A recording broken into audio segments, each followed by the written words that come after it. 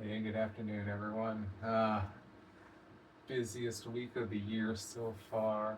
Four races, two road course tracks that could not possibly be more different. We got the streets of St. Petersburg and the Circuit of the Americas in Austin, Texas. We're going to start off in St. Pete, where we're going to see the NASCAR Truck Series and the IndyCar Series. One series has been going here for years and years, and one's making its debut on the streets. So we're going to start off with the Truck Series, and we got our five drivers going for victory. Going for victory. First one that I think is going to be one to watch is going to be Colin Braun. Colin Braun is an IMSA veteran, 24 Hours of Daytona winner, and used to be prospect for Roush in the Truck Series, won races in the Truck Series, um, but really made his bread and butter as a road racer. So he's going to be in the 25 car for Colleague, and I think he is going to be one of the favorites for victory. He is, of the quote unquote road course ringers, he is the one with the most stock car experience.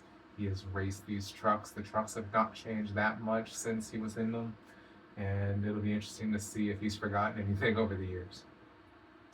After that, we got Justin Haley in the 16. Justin Haley is a great little road racer.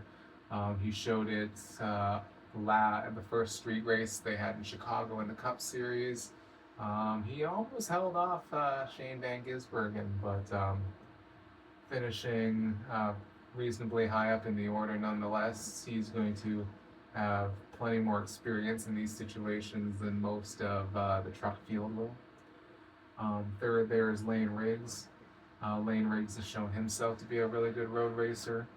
Now that Corey Heim is not in the field, there's wins to go around for the rest of them. It'll be good to see him and I think Caden Honeycutt going for victory in the here at St. Pete, and Gio Ruggiero as well. I think those three were pretty much best of the rest in the road courses last year. Corey Heim just kind of had the field covered. So it'll be interesting to see what happens now that you take the big dog out of that race. See if those three will be able to separate themselves from the field, or if someone else kind of pops up and puts them back into the back end of the top five and the top 10. I have a don't count out board for some interesting drivers that might not be favorites to win, but could make for some fun. And the first name on there is going to be amazing. It's Dario Franchitti, three-time Indy 500 winner. I believe he's a four-time IndyCar Series champion, 2007, 2009, 2010, 2011, four-time champion. Has victories at the St. Pete Grand Prix. Very talented, making his return to like proper top level motorsport, and I think that's going to be something special to watch.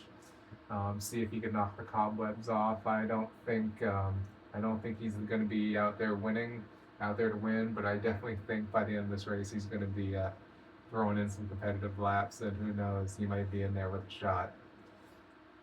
By the same token, driving the 77 for Spire, James Hinchcliffe, another former winner of the Grand Prix of St. Pete in the IndyCar Series. James Hinchcliffe is a little more of a modern IndyCar driver. Obviously, Franchitti retired in 2013. Hinchcliffe was racing as recently as only a couple years ago, and Hinch has kept much more current with the with not the stock cars, but with the GT cars and with sports car racing. James Hinchcliffe is absolutely going to be a threat to win this race. Outside of Dario, he probably has the most seat time at the St. Petersburg circuit, and it'll be interesting to see if he can acclimate himself to stock cars. Dario's done some stock car races in the past. He was in NASCAR in the late 2000s. Obviously, the cars are nowhere near the same, so there's probably not a whole lot that he's going to glean from what he used to do, but he's going to have a general understanding of what to expect at the very least. Hinchcliffe is going to be going in there a little more blind, but a little more current on the affairs of the track itself. So that'll be quite interesting to see. Third on this list is Adam Andretti. Had a great run. Had a great run in limited truck starts so far, and now he's going to his bread and butter. Adam Andretti is obviously the nephew of Mario, the cousin of Michael. He is a Trans Am veteran, and he has done plenty of road racing. He comes from the same kind of group that a lot of our former road course ringers came from. So Trans Am is what gave us Ron Fellows and Boris Said and the like that, our early to mid 2000s road course ringers. That same series now gives us Adam Andretti. He's shown very well in tracks that he doesn't have that much experience with. And so now we're going to a circuit where he has raced at St. Pete, and he has done some decent results to show for it. So, and he's in a great car. He's going to be in Tricon's number 5, so there's no reason why he won't be able to put up a great performance. We're going Tricon Spire here on to Connor Mosack. Connor Mosack is an excellent road course racer. We have seen that time and time again. Did it with JRM in the Xfinity series, and now back to the Truck series. He will be our pole man, as qualifying has been canceled for the race, so you will see Connor Mosack on the pole, and I wouldn't be surprised to watch him stay there for the majority of the race. Absolutely one of the drivers in this field with the most road course experience. And the final one here, Ben Meyer. Ben Meyer has done quite well in limited starts. He was one of the fastest in practice driving for Nice. It'll be quite interesting to see how he does in his first street course start in NASCAR. Street course start. Oh boy, that's going to be lovely. So my thoughts on all of this: it's the first road course of the season, and it's the first street race for the trucks. IndyCar and IMSA stars are going to have the experience here, so it'll be interesting to see if the regulars here, the Justin Haleys, the Lane Riggs, the Gio Ruggieros, if they can make up for the difference in experience that guys like Colin Braun, James Hinchcliffe, and Dario Franchitti have when it comes to the circuit itself. It'll be interesting to see if it's vehicle advantage or track advantage that comes out on top there. That's why I have Colin Braun as the favorite right now, because he has a little bit of both. And he's in one fast truck. That 25, the Colin trucks have been quite fast so far this season. So it'd be cool if Colin Braun can get Ram's first victory in their return to the sport. Next up, the IndyCar Series, and we no surprise here, going for victory, Alex Palou. He's my pick until someone proves me otherwise, I think. We got Scotty Mack, Scott McLaughlin, Pato O'Ward, Joseph Newgarden, and Scott Dixon. Funnily enough, St. Pete is one of the few tracks Scott Dixon does not have a victory at. And every year we come here wondering if this will be the year. Absolutely, who knows? All these drivers have proven capable on the street circuits, and it really just comes down to who has the best package. If Arrow McLaren comes out strong, it's going to be Pato with the dominant car. If it's Penske, it's going to be Scotty and Joseph with the dominant cars. And if it's how it's been the last couple of years with CGR, expect Palou and Dixon to be battling up the front. For the don't count out section, I got Marcus Ericsson there. Marcus Ericsson's a former winner of this race. Hasn't had a good couple years, but he has shown that he is fully capable of winning at St. Petersburg, and he has shown fully capable of winning races where things get a little hairy, and St. Pete is ripe for those kind of races. Next up, Rinus VeeKay, going back into a brand new ride with Junkos Hollinger. He ended last year quite strong. Rinus is very underrated on the street circuits. That's where he had his best performances with Dale Coyne last year, despite being viewed as an oval ace. Speaking of Dale Coyne, I got Roman Grosjean number 3 there. If things fall a little bit differently, Roman Grosjean's entering this race as a former winner at St. Pete, and it's unfortunate that things kind of haven't shaken out that way for him. Immaculate road racer. If he can keep the wheels on the car, he'll be up there contending for a top five, maybe even a podium. Dale Coyne's won here several times with Sebastian Bourdais. It would be great to see them in with a shot for another victory. Next up, it feels weird to have a Penske car here, but it's the number 12 of David Malukas. The thing keeping me from putting him here is just the star power we got in this group and the uncertainty. We really don't know how David Malukas is going to do with the 12 car yet. I expect them to do just fine, but it is early, and it will be interesting to see if David Malukas can follow in the footsteps of Joseph Newgarden and Scott McLaughlin and get their first win at St. Pete with Penske. And finally, here I got Alexander Rossi. He's just someone whose performances haven't seemed to match up with his results the last couple years. We know he's a very talented driver. He should have several St. Petersburg trophies on his mantle, and he does not have them. ECR's gotten an influx of sponsorship. It'll be interesting to see if that turns into some more speed in those cars. The questions for the IndyCar Garage: can anyone beat CGR and Palou? It's one thing to beat them once, but can they be beaten regularly this year? Last couple years are any indication, good luck. Now that their court drama with Arrow McLaren is behind them, it should be full focus for Palou and Chip Ganassi Racing going forward, and that cannot be good for the rest of the field. Two, can Penske start strong after a bad 2025? Penske has to come out of the gate strong. They cannot have a slow start and make people wondering if this is going to be a continuation of last year. They were weak at the street circuits and the road courses. Their one bright light was the ovals, and that's not going to be enough to make this a successful year. I don't care. Only one of them can win Indianapolis. So that's a big ask to try and make a success out of a handful of races. They need to come out and be extremely competitive here. And will Power contend with Andretti? I'm of the belief that he will, but he is now in his mid-40s. He is changing teams for the first time in almost 2 decades. He has to relearn a whole lot of things. He's entering a whole different level of management. Andretti and Penske are worlds apart. Will he be able to put his stamp on it and show that he's a race winner and a championship contender? I certainly hope so. I think the sport's better with Will Power in it. I think the sport's better with Will Power competitive. And finally, it's the return of Romain Grosjean, the Phoenix. The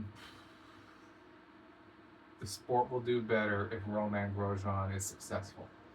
No one's expecting him to compete for a championship. Dale Coyne Racing just does not have that ability. But if we can watch Romain up front, contending for podiums, contending for race victories, even sometimes throughout the year, that will be worth its weight in gold for the audience, I think. So here's hoping it starts at St. Pete. So that's St. Pete done. Now we're on to Circuit of the Americas. And a lot of crossover here, so I don't think it's going to be any surprise when it comes to the O'Reilly Series and the Cup Series. The favorite is Shane Van Gisbergen. This is the only Cup race SVG did not win last year. He did not win the O'Reilly Series race either. Well, I expect that to change. He's going to end up with at least one of these things. Dominant, especially in the Cup Series. No one's been able to even sniff his speed ever since the second road course race of the year. He ran them out going away. In the O'Reilly Series, he has one major contender, and it's the guy in the number 1 car. It's going to be Connor Zilic. Zilic got the better of SVG in the Xfinity Series last year, and in their first matchup this year, he's looking to go one for one. Ross Chastain's back in the 32. It's going to be interesting to see if he can build on his momentum, as he had a race winning car in Atlanta, and now he's going back to the site of his first ever Cup Series win. Ross Chastain, he has the ability to hang with those two if if Jordan Anderson can get a car beneath him that can match the level of JRM. Austin Hill. Austin Hill and SVG have had some battles here at Circuit of the Americas. Austin Hill is looking to extend that lead in the championship, and he has shown himself to be quite the strong road racer, and I think that would show a lot better if it wasn't for the Shane Van Gisbergens and Connor Ziliches of the world. And the last one in going for victory I have here is Sheldon Creed. He has knocked the zero out of the win column. He has shown to be quite a strong road racer. Is he set to go on a run now? If he goes back to back after that long drought, I think a lot of people will be quite amused, and he's absolutely capable of doing so. For Don't Count Out, we got Sage Karam, another former IndyCar star, has come in, had some great runs with Sam Hunt Racing in the past. Now he's going to be in the 55. He's got top 10 potential with that car. He's always up there racing up at the front at the end of these races. Half the time he finishes there, and the other half he gets taken out.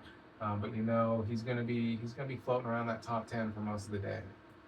Next up, Austin Green, our runner-up finisher last time we were at a road course at the Charlotte Roval.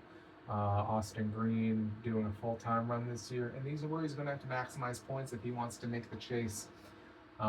He absolutely has the talent to be running up with these guys if the car underneath him will allow him to do so. Austin Green with a top 10, fighting for a top 5, leading some laps, getting some stage points. That'll be the goal for him. He might be in for a shot at victory if these guys begin fighting too much as well. If any of these guys are going to get their first career win, Austin Green would be my pick. Next up, Carson Kvapil, and I don't put that here because of his lack of talent. I put that there because of the car he's going to be in. He's going to be in a DGM 91 car to round out his full-time season, mixing that between JRM and the 1 and the 9, I believe, and the 91. DGM knows how to put together a pretty strong road course car. They've done it several times with several different drivers, including the driver we're going to speak about next. Carson Kvapil, shown to be reasonably good on the road courses. I don't think it's out of the realm of possibility for him to be running up at the front where you would expect him to run if he was driving the 1 car. Next up, the 0 car, Alex Labbe, road course specialist coming out of Canada. Go Canada, we love the Canadians here. I am a Canadian, if that wasn't obvious. Alex Labbe always shows out here, always is running up in the top 10 when we go to the road courses. He'll be in with a shout for another top 10 today if the car shows a decent level of competitiveness. And the final one here, Brent Cruz in the 19 for Joe Gibbs Racing, making his first ever O'Reilly Series start. Dominated the truck race at the Charlotte Roval last year, has shown some very strong road course skills. Looking to do what Ty Gibbs did when he made his debut in the O'Reilly Series and win his first time out on a road course. Ty Gibbs did it, Connor Zilich did it, Brent Cruz is trying to add his name to that list. And he is a prospect at that level. The only thing is Connor Zilich and SVG are going to be in this race to try and stop him. So piggybacking off that as we go into the news, can anyone match SVG and Connor Zilich? I think those are top 2 unless they take each other out here. I don't see a world where those 2 don't win unless they do something to themselves to prevent it. Next one is Austin Hill going to extend his points lead. Zilich ain't running for points. SVG isn't running for points. Austin Hill getting a top 5 here and extending his point lead is absolutely on the table, and it's already almost looking insurmountable here. Tyler Reddick is almost looking insurmountable. Austin Hill, he could absolutely leave COTA with a 40-plus point lead. And the final one here, now that he's won, is Sheldon Creed about to go on a run. I hope so. He knows how to win. He knows what it takes now. Will he get win number 2 this week? Maybe not this week, but in the coming weeks, I wouldn't be surprised to see win number 2, win number 3, and see him kind of line himself up for a championship bid. And finally, on to the Cup Series. Nothing much to see here. Who's going to go for victory? It's SVG again. If he has a car under him that can compete, SVG is the runaway favorite for this race. The only way he is going to be in any danger is if the strategy calls don't fall his way, or if the car has an issue. Now, if the car has an issue, that opens up the door for these other 3: Tyler Reddick, Christopher Bell, William Byron, Chase Elliott, all road course winners in their own right. Tyler Reddick looking to extend his lead further. He's already almost a full race ahead of second place, and we're only 2 races in. It's absolutely insane. And he could absolutely do it even if SVG wins this race. Christopher Bell is way down in the order. William Byron's not as high up as you'd expect. Chase Elliott, he's kind of hanging out in the middle, near the end of the Chase lineup. Tyler Reddick has a big chance to extend that point lead. Don't count out, we got Connor Zilic. He hasn't quite shown the speed in the Cup Series as he had in the O'Reilly Series, but it's his first time back at a track he's already raced at in terms of road courses. So I wouldn't be too surprised to see him by the end of this race making his way and potentially being the one to challenge SVG if anyone can do it. After that, we got AJ Allmendinger. We know AJ Allmendinger is an immaculate road racer. He's dragged those colleague cars higher than they have any right to be. But he does have a tendency to push the cars further than they can go. He has not had the finishes to show for his performances in these races. Austin Cindric, I still put him there based off his rookie performance in the 33 car for Penske, where he was leading the race on slick tires in the rain. I feel like his road course prowess is very understated, and the next gen car hasn't shown that as well as it probably should. It's only a matter of time before the talent comes through, though. He is a great road racer, and especially at Circuit of the Americas, he's shown what he can do. In the brake car, Kyle Busch, long ago in a galaxy far, far away before the SVGs of the world came in, Kyle Busch was the premier road racer in NASCAR. And even in the recent ones last year, he showed his pace. He was the one that was able to match SVG at points. He has shown his ability to kind of flip strategies and take risks that others maybe weren't willing to take. And you know, if things fall a certain way, Kyle Busch is absolutely going to be one of those ones taking the chance to take the lead and try and make something work. In addition to that, Michael McDowell is the same way. He's a road course race winner. He is, I believe he's done races at St. Pete. I haven't double checked that, but I think he has experience with the Circuit of the Americas. What am I talking about? Interesting stuff. I think he's done a race at St. Petersburg, though. But he has had excellent performances at Circuit of the Americas, especially when he was in the 34. If he can keep the car beneath them, it'll be interesting to see if he has the talent to match these guys. There's no doubt about it. As far as like road course prowess, Michael McDowell is on that level with a Tyler Reddick and a Christopher Bell. The cars haven't been able to make it to the end under him, though, and that's been what's been holding them back. But I wouldn't count him out if that car makes it the entire distance to watch Michael McDowell competing for a victory. So the questions then become, can anyone match SVG? I'm of the opinion that no. I think this race is SVG's to lose, bar none. Can Tyler Reddick go 3 for 3 to start the year? If SVG has a problem, then that door gets wide open, and Tyler Reddick absolutely has an argument as the number 2 road course racer in the series. So this can only happen if something happens to SVG. And can Zilic put it together? Yeah. I think we're going to see the best race of Zilic's young cup career this weekend.